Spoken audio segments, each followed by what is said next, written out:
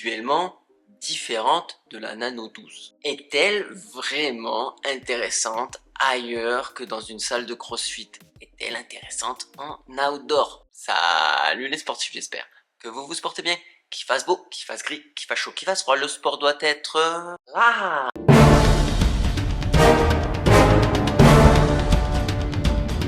On sort des salles de CrossFit avec cette Nano 12 Adventure. C'est ce qui est dit sur le papier en tout cas. On est censé pouvoir donc faire du cross-training ailleurs que dans nos salles.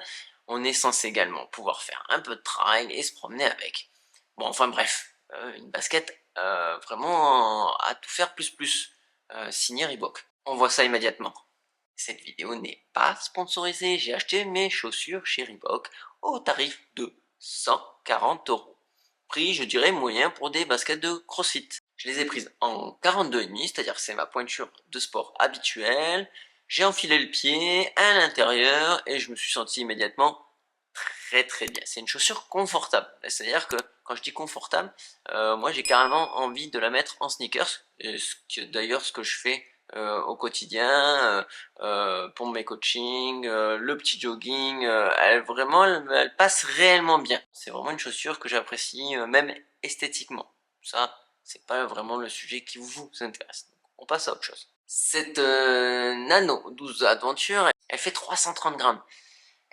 Elle prend du poids, hein. Par rapport à sa petite sœur standard qui fait 290 grammes, au pied ça commence à sortir, hein. Tu commences à avoir un peu un petit tracteur, mais c'est pas violent.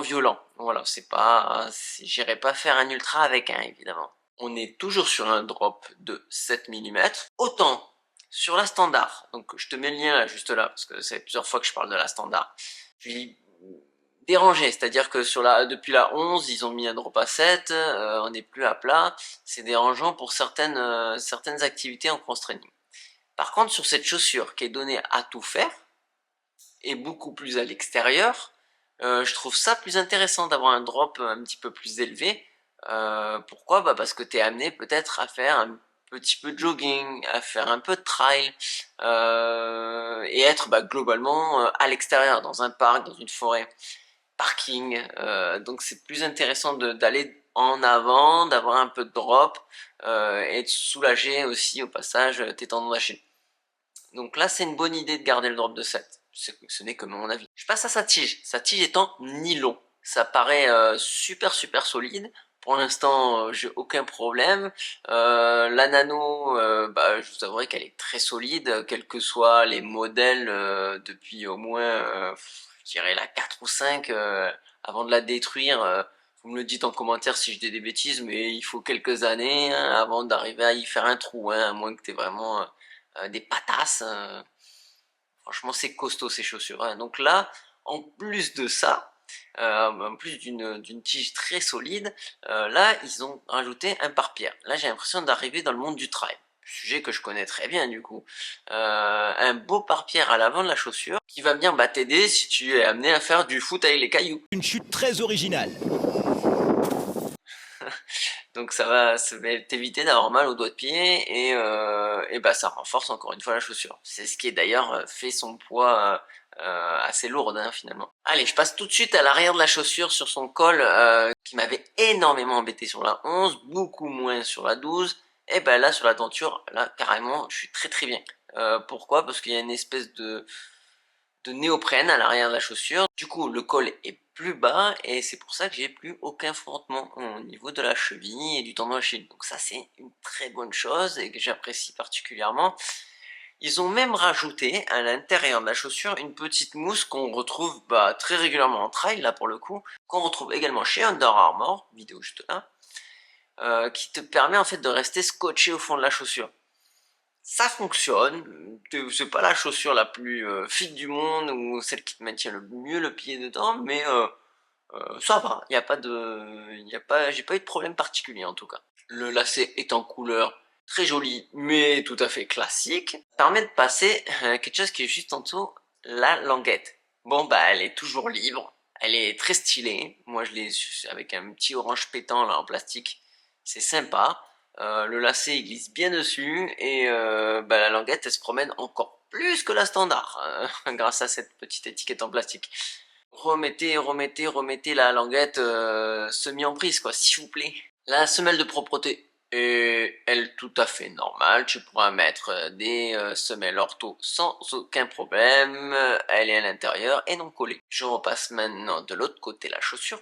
La semelle extérieure, c'est le sujet sur cette chaussure. Eh oui, une chaussure de CrossFit avec des crampons. Eh ben, ça fait, ma foi, bien le taf. C'est-à-dire que tu fais du fitness général, il n'y a aucun problème. C'est-à-dire tu sens pas cet effet crampon, tu te sens pas plus haut ou déséquilibré extrêmement.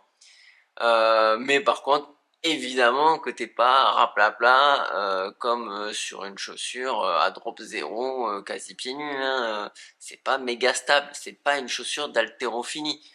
C'est pas avec celle-ci que tu vas aller faire les lifts de ta vie, hein, on est clair et net. Tout comme c'est pas une chaussure de trail, c'est-à-dire que je t'invite à ne surtout pas mettre cette chaussure pour faire plus de 5 km. Voilà, on n'ira pas plus loin que ça.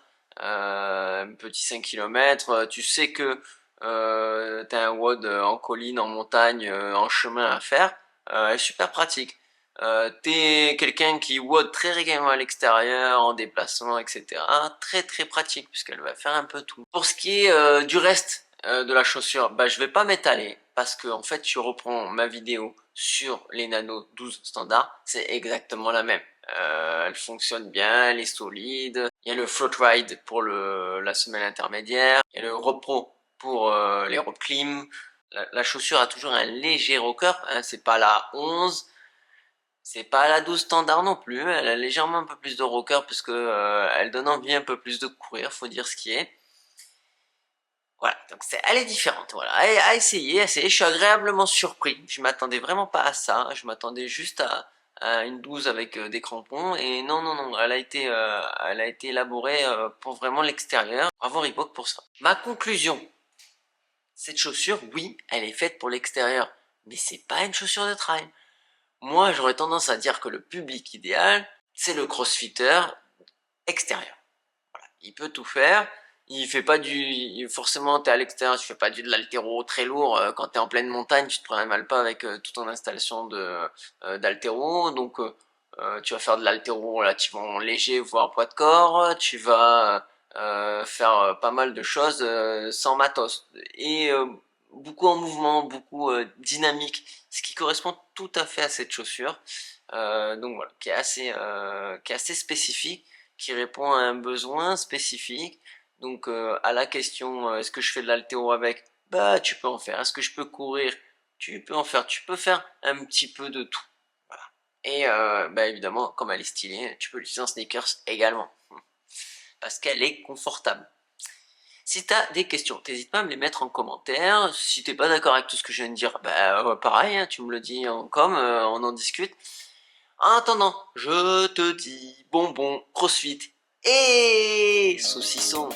Portez-vous bien.